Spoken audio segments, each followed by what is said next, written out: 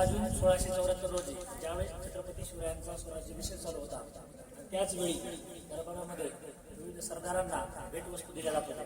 तसेच हिरोजी इंदुलकर यांनी बांधकाम प्रमुख जे आपल्या स्वराज्याचे संपूर्ण जे किल्ले बांधलेले हिरोजी इंदुलकर यांचं बांधकाम नक्षीकाम आहे. त्यासाठी हिरोजी इंदुलकरांना छत्रपती शिवाजी महाराजांनी दरबारामध्ये उभा केलं. सांगितलं हिरोजी सांगा तुम्हाला काय पाहिजे, सोने पाहिजे का चांदी पाहिजे, सांगा फक्त, का जहागिरी पाहिजे. त्यावेळेस हिरोजी इंदुलकरने एकच मागितलं ते म्हणजे हिरोजी इंदुलकर म्हणाले महाराज फक्त मला तुमच्या रायगडाच्या एका पायरीवरती एक नाव कोरण्याची मला संधी द्या. त्यावेळेस महाराजांनी विचारलं हिरोजी तुम्ही नाव कोरण्याची संधी मागताय असं का? त्यावेळेस हिरोजी म्हणाले महाराज तुम्ही ज्या ज्या वेळेस रायगडावर याल त्यावेळेस तुमच्या पायाची धूळ माझ्या नावावरती पडल, त्यावेळेस मी ते दुधानं अभिषेक घालत.